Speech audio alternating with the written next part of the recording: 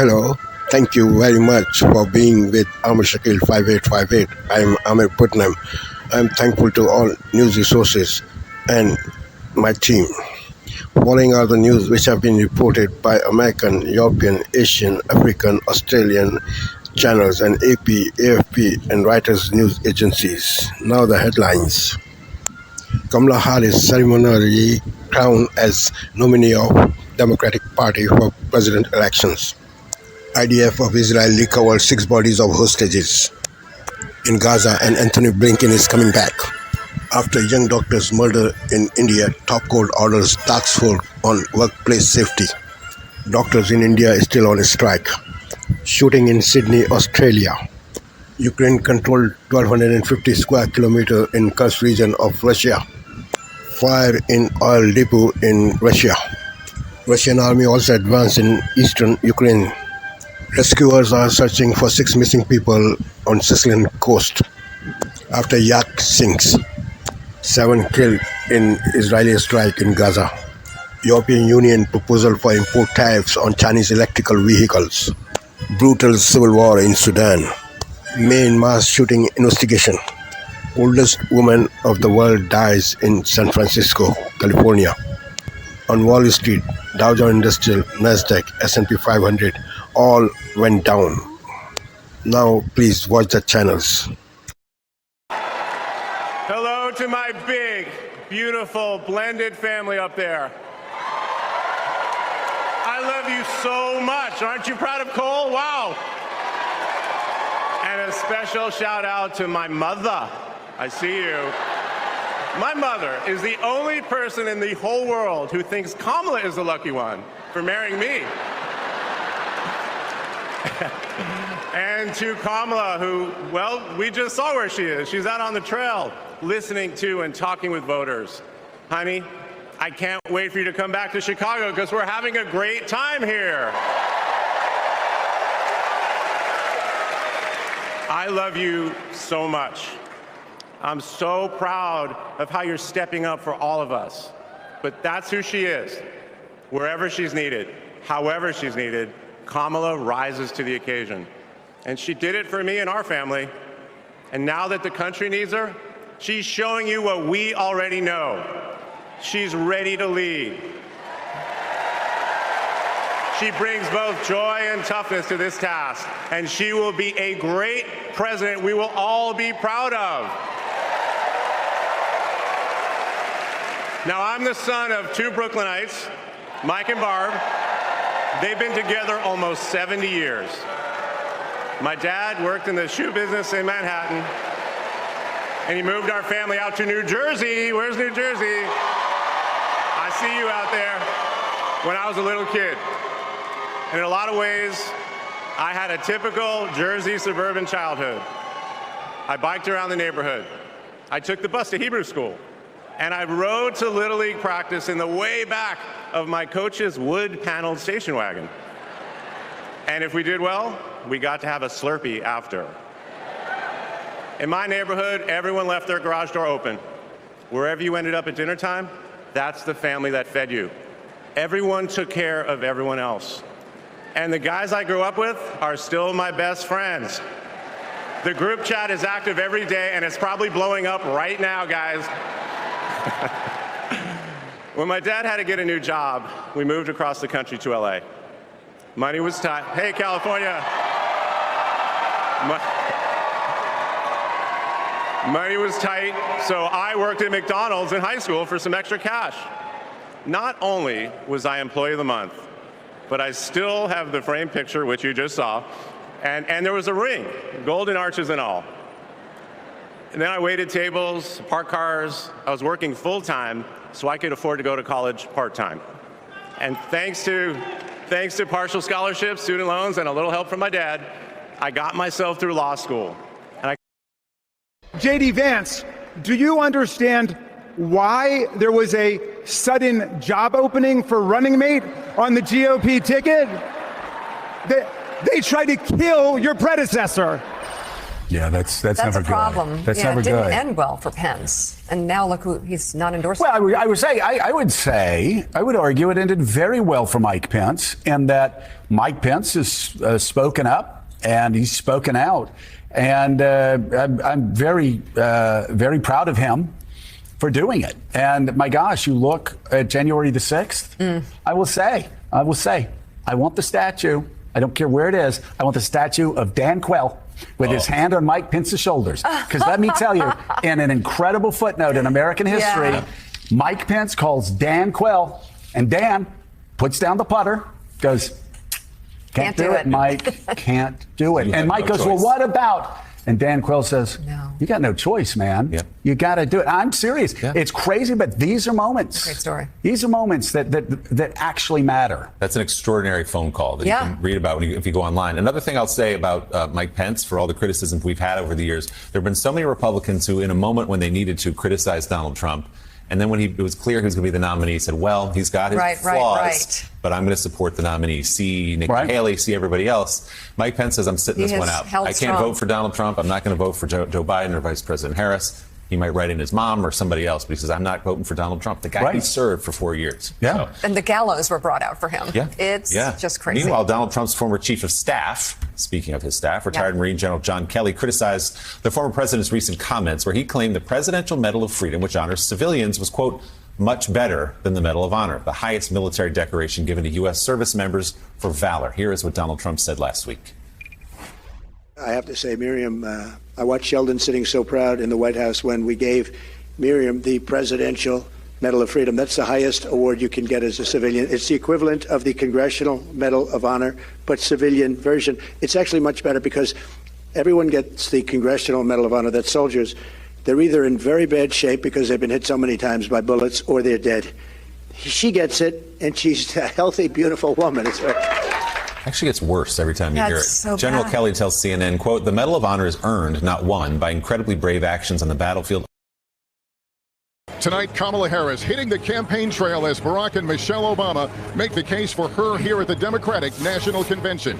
The former president and former first lady headlining night 2 of the DNC, while Vice President Harris and running mate Tim Walz hold a rally nearby in battleground Wisconsin. It comes after President Biden passed the torch to Harris last night, less than a month after exiting the race. His emotional speech, and the Republican ticket, Donald Trump and J.D. Vance making their own Midwest battleground blitz as the former president prepares to hold his first outdoor event since the attempt on his life behind bulletproof glass. Also tonight, the Israeli military saying it's recovered the bodies of 6 hostages in Gaza as the latest U.S.-backed ceasefire proposal hangs in the balance. The fiery plane crash in Texas causing homes and buildings to erupt in flames. At least 2 people killed, what investigators are saying. The difficult search after that luxury yacht sank off Italy. New details on the 6 people missing, including a British tech mogul and 2 Americans. This is NBC Nightly News. Reporting tonight from the Democratic National Convention in Chicago, here is Lester Holt. Tonight, breaking news, former President Obama, former First Lady Michelle Obama set to speak a short time from now, supporting Kamala Harris. And Harris tonight is elsewhere with big crowds in Milwaukee at the convention hall where Donald Trump held his convention just weeks ago. Also tonight, the chilling new video, Americans Among the Missing. And tonight, you'll see the images of that 180-foot boat sinking in seconds and the deadly plane crash into a neighborhood, several homes up in flames.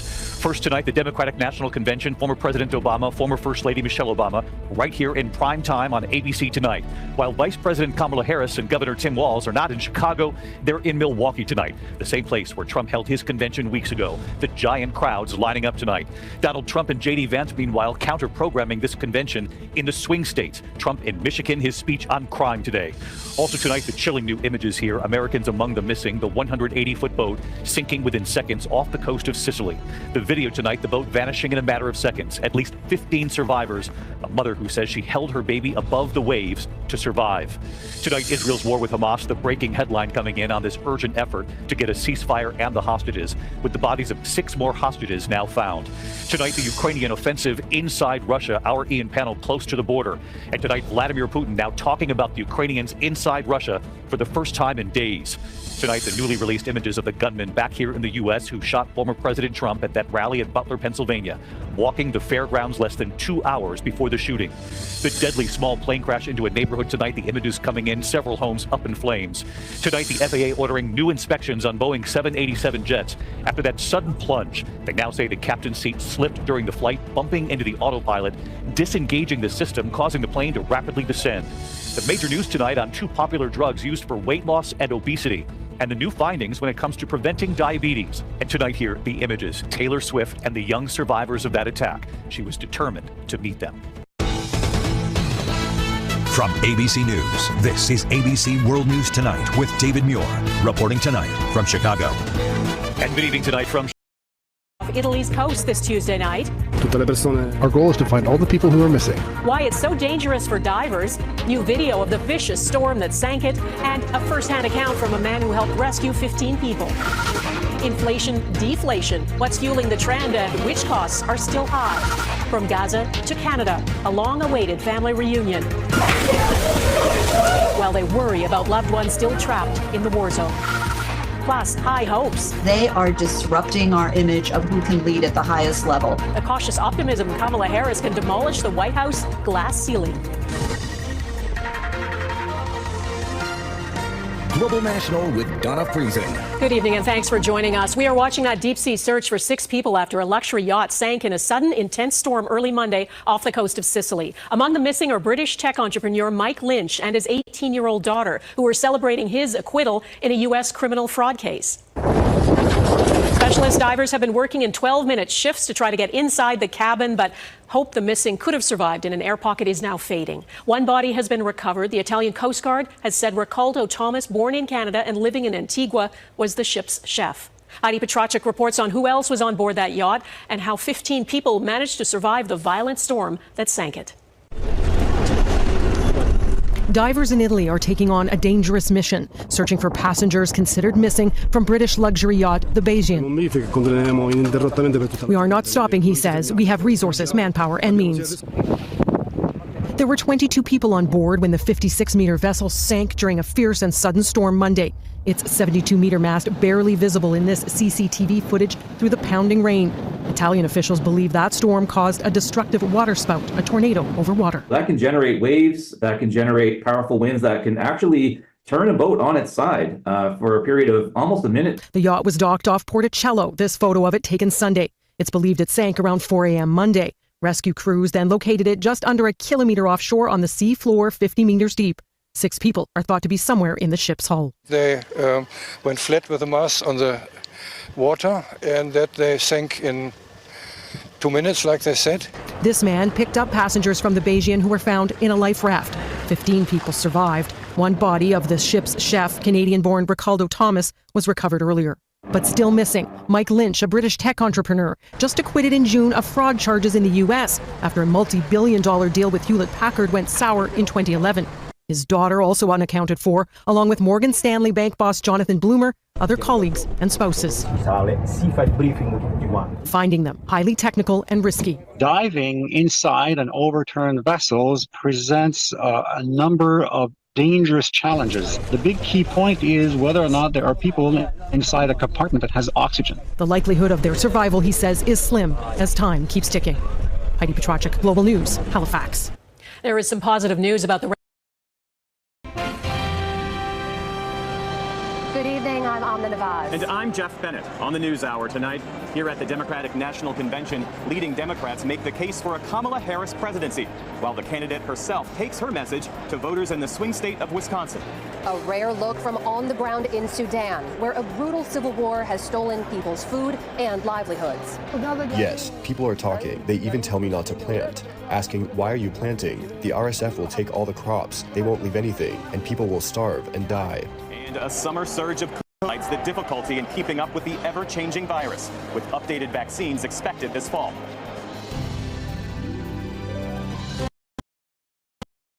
There, thank you for joining us. Thank you. Secretary of State Antony Blinken has been stressing the urgency of getting a Gaza ceasefire deal, quote, over the finish line. For that and all the other day's headlines, we turn now to William Brangham in our Washington studio. William? Thanks, Amna and Jeff. Secretary Blinken is on his 9th trip to the region since fighting began, and he says the U.S. will do everything possible to get Hamas on board with the current ceasefire proposals. Today he met with negotiators in Egypt and Qatar, a day after announcing that Israel had accepted a proposal that would bridge gaps in negotiations. But many challenges remain. Israeli Prime Minister Benjamin Netanyahu says his military wants lasting control over 2 strategic corridors inside Gaza, which is a non-starter for Hamas. In Doha today, Blinken said that condition is not included in the so-called bridging proposal that Netanyahu agreed to. That plan, among other things, as I said, includes a very clear schedule and locations for withdrawals. It's so clearly in the interests of all concerned, starting with Israel, to bring this to a close. Meantime, Iran says it could be a long time before it retaliates against Israel over the killing in Tehran last month of a Hamas leader. Iran blames Israel for that killing.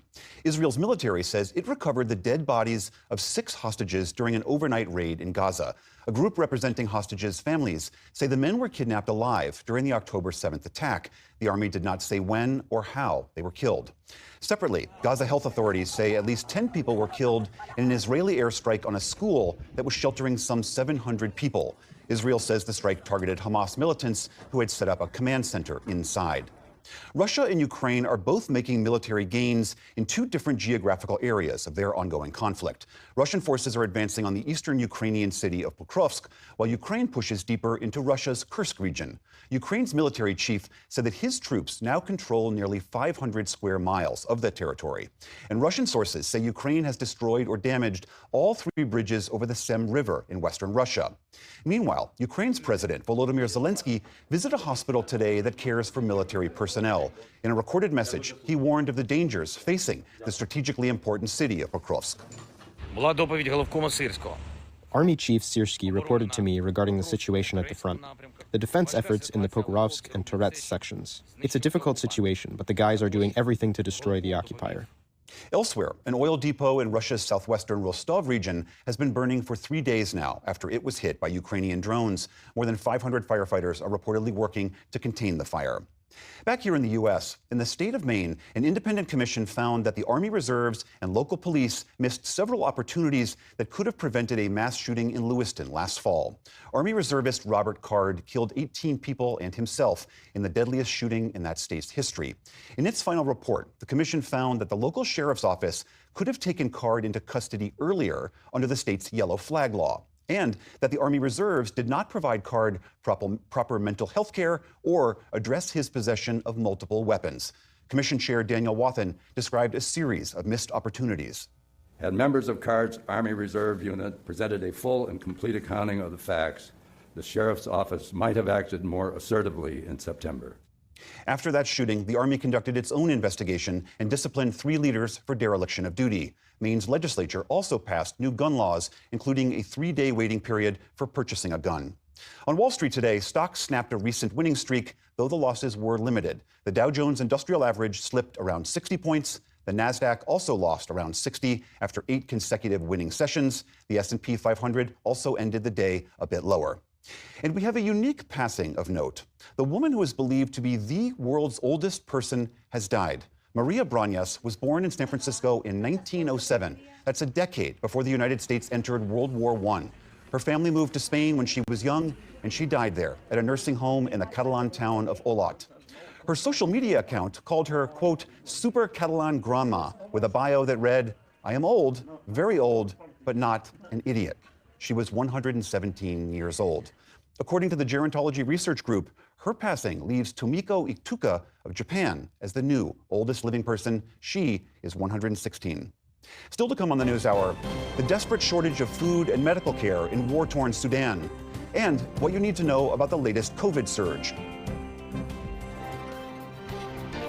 This is the PBS NewsHour from WETA Studios in Washington and in the West from the Walter Cronkite School of Journalism at Arizona State University.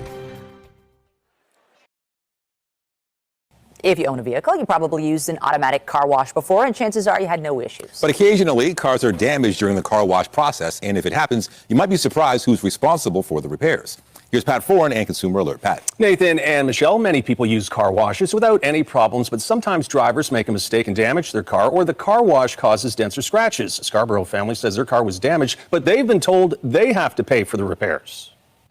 At this Esso station in Scarborough, there is a Circle K automatic car wash. In June of this year, Richard Prague was using the car wash when all of a sudden it came to a complete stop. I used the ultimate car wash at soft cloth. It jammed up against my fender. Prague says when he left the car wash, he inspected his SUV and found a large dent on the passenger side of his 2022 Honda Pilot. Their machine malfunctioned, bumped up against my front fender, and put a big dent.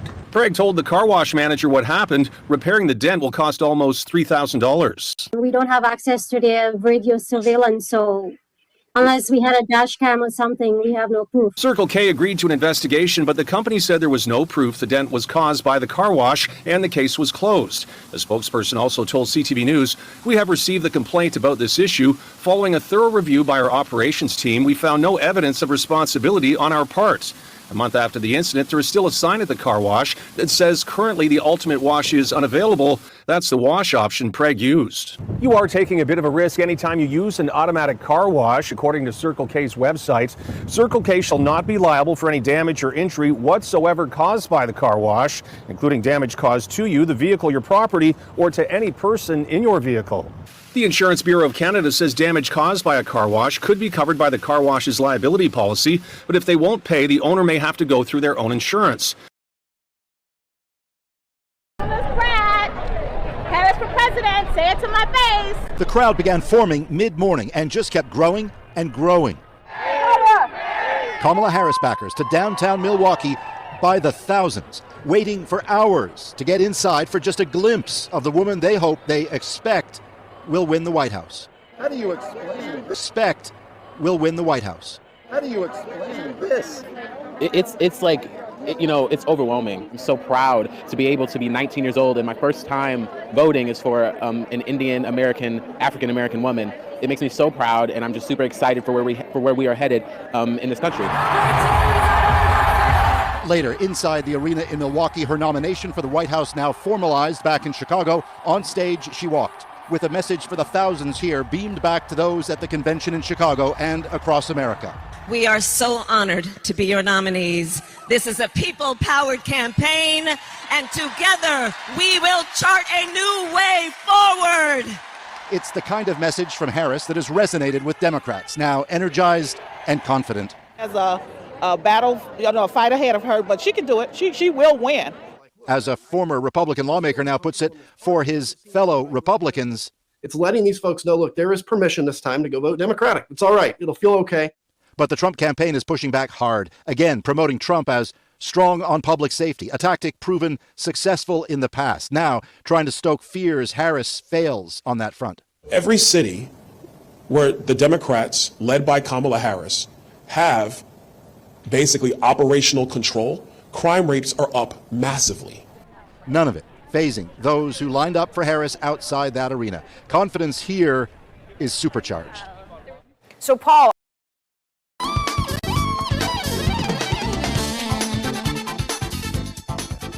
Welcome to Democracy Now!, democracynow.org. War, Peace, and the Presidency. We're breaking with convention. I'm Amy Goodman.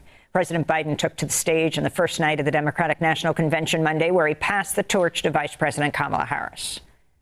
Selecting Kamala was the very first decision I made when I became our nominee.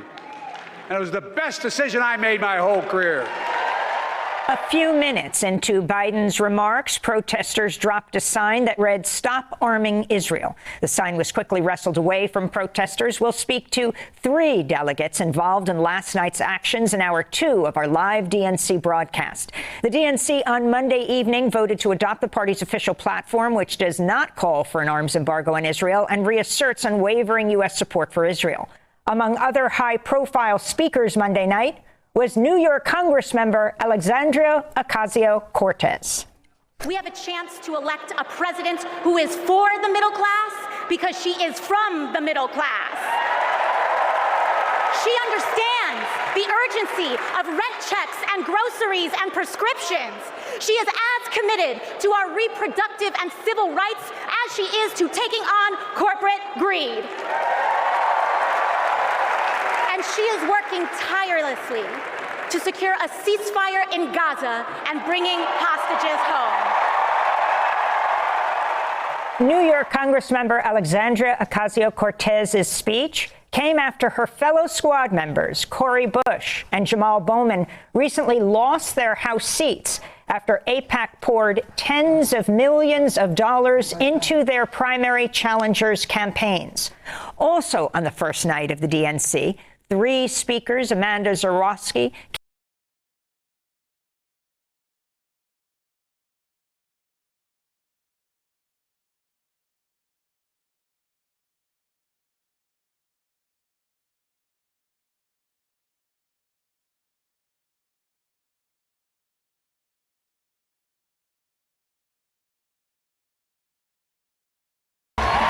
Tonight, the Obamas take center stage at the Democratic National Convention. What we're learning about the former president's speech, nearly 2 decades after he first accepted the party's nomination. There's so much enthusiasm about the future of the Democratic Party. Our interview with a top Harris campaign advisor. It's going to be a real special night ahead. Plus, both candidates are out in battleground states tonight, hoping to build momentum. Tonight, the Obamas take center stage at the Democratic National Convention. What we're learning about the former president's speech, nearly 2 decades after he first accepted the party's nomination. There's so much enthusiasm about the future of the Democratic Party. Our interview with a top Harris campaign.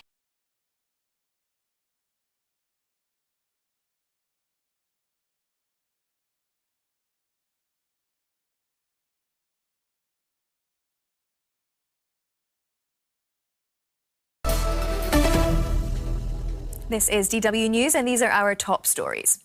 In the U.S., Day 2 of the Democratic National Convention is underway in Chicago. After President Joe Biden addressed delegates with an emotional speech on Monday, former President Obama is lined up to speak. He'll be making the case for the Democrats' presidential candidate, Kamala Harris. U.S. Secretary of State Antony Blinken has arrived in Qatar as diplomatic efforts continue to secure a ceasefire between Israel and Hamas.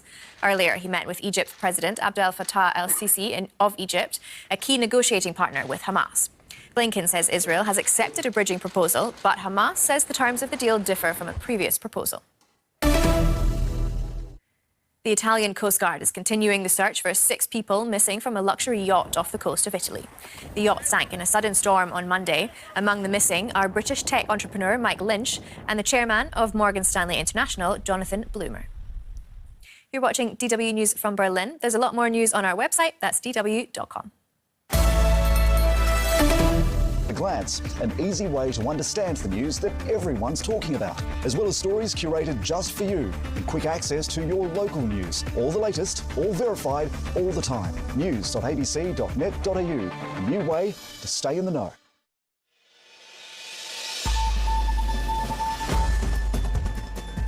Government strike deal with the states and territories over contentious NDIS reforms.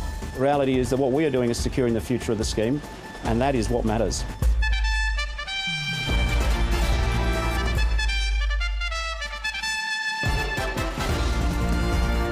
US state Democrats pledged their allegiance to Kamala Harris on Day 2 of the convention.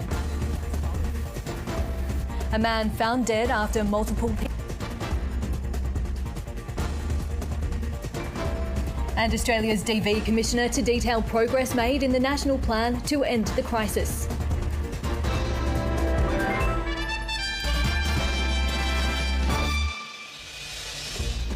Hello and welcome to ABC News. I'm Alicia Barry. Starting with...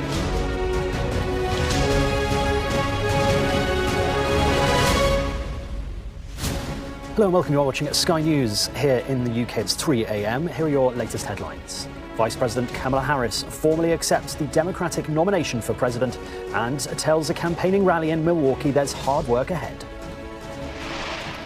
Barack and Michelle Obama are expected to give their backing to Kamala Harris, saying she is the right leader at the right moment in the race for the White House. Meanwhile, outside the Israeli consulate in Chicago, dozens of pro-Palestinian protesters clash with police. Intensive searches continue around the sunken super yacht off the coast of Sicily. 6 people are still missing.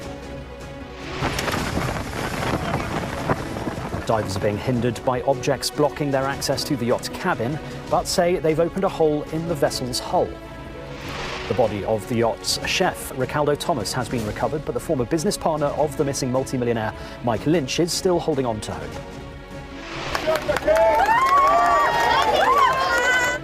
Here in the UK, the King visits Southport to meet families affected by the devastating knife attacks 3 weeks ago. Also this morning, with time running out on ceasefire talks, the bodies of 6 more hostages are recovered from Gaza. Plus, Labour's green credentials are blown off course, with plans approved to expand London's City Airport. Hello and a very good morning to you. Thanks for joining us here on Sky News.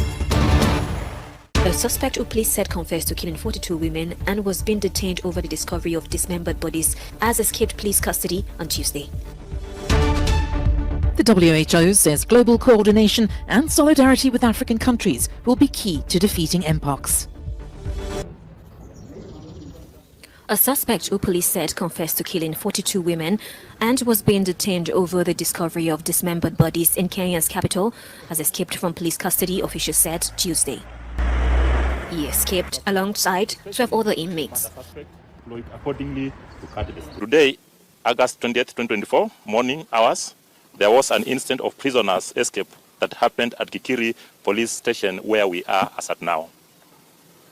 13 prisoners escaped from the cells, among them 12 Eritrean nationals who were arrested for being illegally in Kenya, and 1 male murder suspect, namely Collins Chumaisi Kalusha, who is connected with the Kware murder incident. He said disciplinary measures had been taken against 8 officers, including area and station commanders and officers who were on duty. Our government should ensure that such a dangerous person is reapprehended. And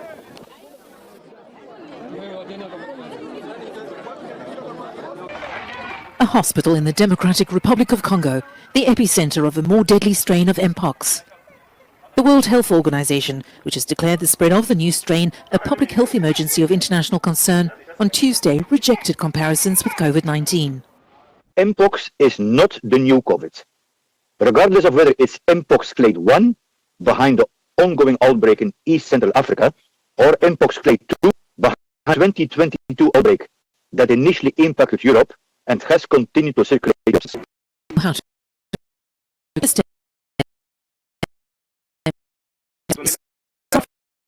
Where vaccinations are in extremely short supply. But the risk to the population is low, we know what to do, and we listen to go for elimination. We see neglect and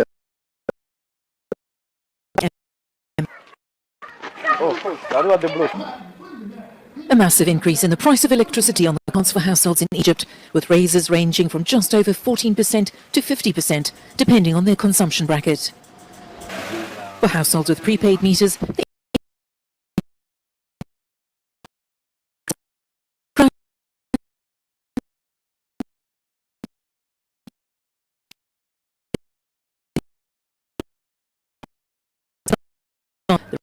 it was delayed as Egypt grappled with power shortages as high generates most of its electricity by burning natural gas.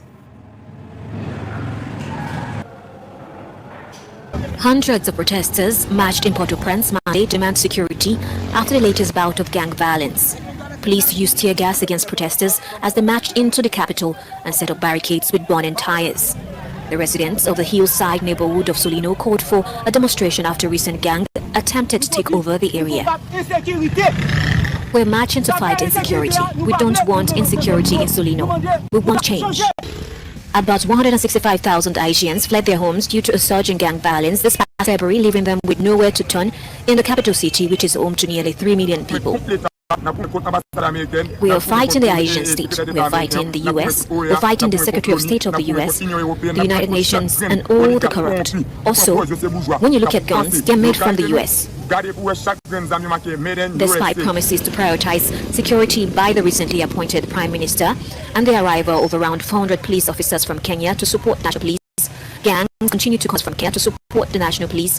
Gangs continue to control 80% of the country's capital.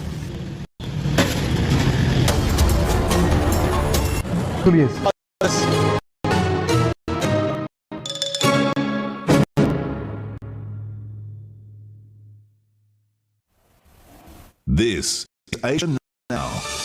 It's 11 a.m. in Singapore and Hong Kong, 8:30 New Delhi, and 10 o'clock in Jakarta. Good morning. I'm Rani Samtani. At this hour, doctors in India press on with their protests, criticizing the Supreme Court's moves.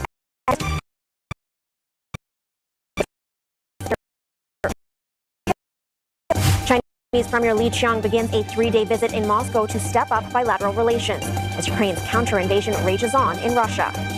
And Israeli strikes target schools in Gaza, the latest, killing 12 Palestinians. A ceasefire deal up in the air. Hamas has used the U.S. of blind bias as top diplomat Antony Blinken wraps up his latest Mideast tour.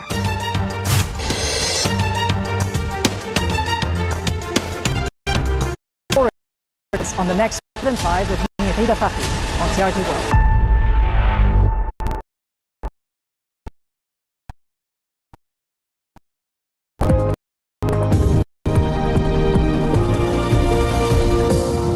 You're watching TRT World. I'm Afnan Hun with a summary of our main news. Washington is keen on getting a ceasefire soon in Gaza. The U.S. Secretary of State has been on a diplomacy blitz in the Middle East. Antony Blinken has managed to get Israeli Prime Minister Benjamin Netanyahu to agree to a bridging proposal, but Hamas has accused the U.S. of shifting the terms of ongoing talks and showing blind bias towards Israel. Our message is simple, it's clear, and it's urgent. We need to get the ceasefire and hostage agreement over the finish line, and we need to do it now.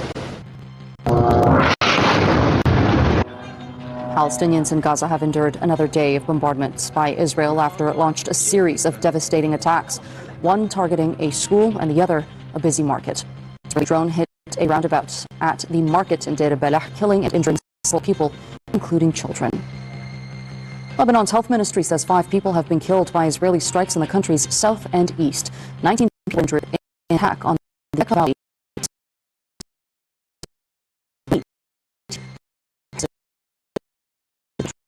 At Israeli troops. Clashes between Russian and Ukrainian forces continue in the Russian region of Kursk, where Russia's Emergency Situations Ministry has delivered 12 tons of humanitarian aid to residents. It's been more than 2 weeks since Kyiv's surprise offensive into Kursk began.